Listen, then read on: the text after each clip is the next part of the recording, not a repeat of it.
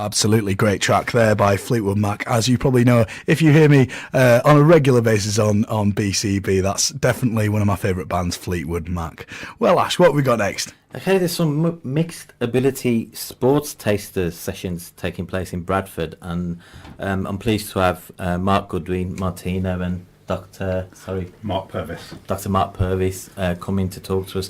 So what is mixed ability sports? Okay, mixed ability sports is an opportunity for everyone really to participate in sports regardless of their ability or disability, regardless of their size, or whether they've ever done a sport before. It's an opportunity to play alongside and take part in exercise with people who might exercise more regularly than yourself, but it really doesn't matter because nobody's judging you by your ability. It's a really open way of participating in some very good fun activities. Is this something new that you've started recently, or is it something that's been happening before in the past?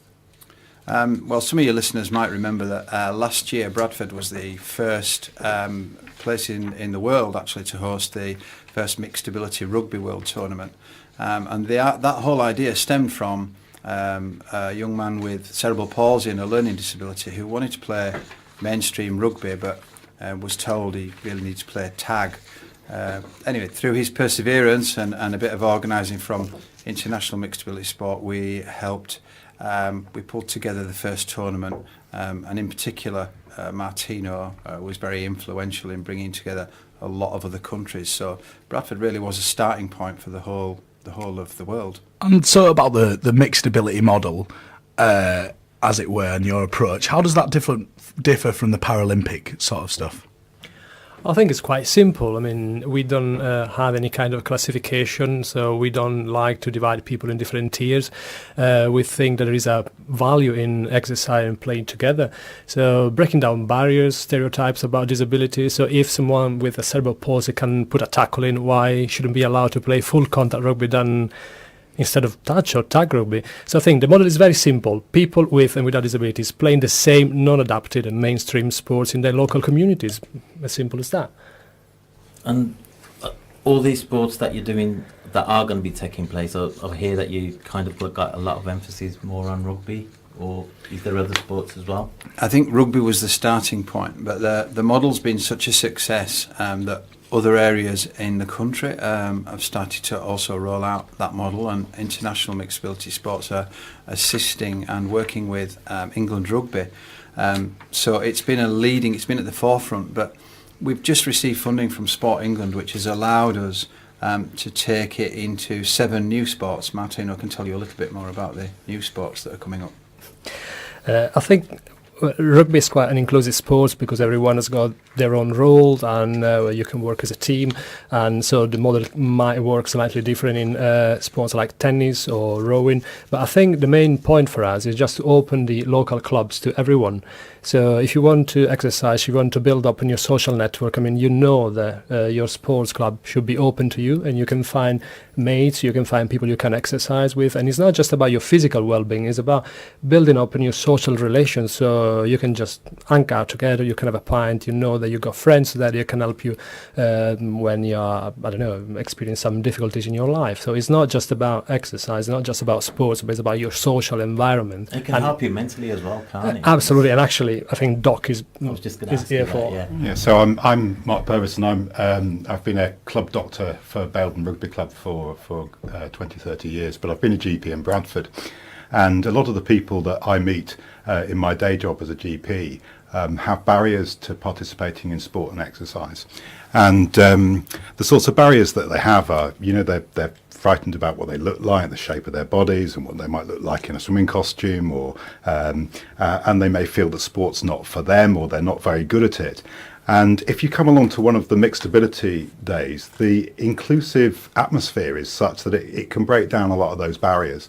And we know that everyone would feel fitter and happier if they were exercising. But also, if you're a member of a team and you've got a social network, that also has health benefits as well. So we'd like to think that it was for everybody, and that the mixed ability model can be something that's offered to people with disability, but also to people with long-term conditions and people with no long-term conditions, because all of us at some time or other have our ability to function affected by our health, and all of us, I think, would like to feel healthier and happier. And if you get involved in a sports club and we open up our sports clubs wider, then I think we can help achieve that. So as well as keeping fit as well, it can help you mentally as well for people who are possibly suffering. Absolutely. If exercise was marketed by a drug company, we'd have it rammed down our throats all the time, and it absolutely has. Exercise has probably as much benefit as many of the drugs that we prescribe. And once these taster sessions are finished, what is the long-term goal for mixed ability sports? Okay, so the taster sessions that we've got are happening tomorrow and again on Sunday at Heaton Tennis and Squash Club, which is just off M Lane, Highgate, and that's at BD9 5PH for those who are using sat-navs. So we've got qualified instructors there in dance and movement, in rowing. So it'll be indoor rowing, obviously. We're not creating a river in the middle of Heaton.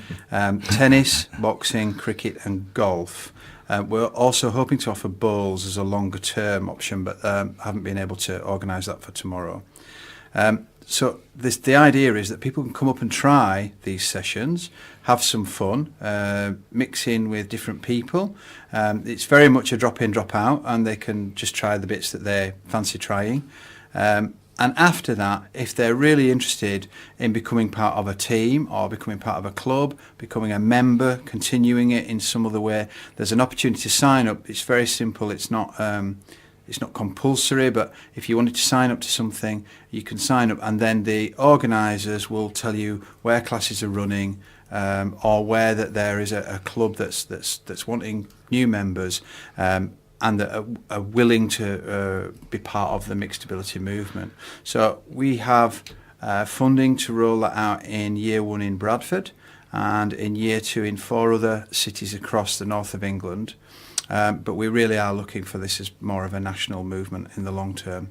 And so if people can't make it to those particular events this Wednesday and Sunday, how do they keep updated? How do they keep up to date with mixed ability? Okay, there's 2 potential ways. One is you can if you just Google mixed ability sports, then IMAS, International Mixed Ability Sports, will come up first, and there's a query line, there's a contact email there. But we're working in partnership with Bradford Disability Sport and Leisure. And there's a telephone number that you can ring and find out more. Am I okay to say the telephone number? Yeah, that telephone number is Bradford, so that's 01274 437 093. And the lady at the end of that line will be able to tell you about the mixed ability sports as they arise.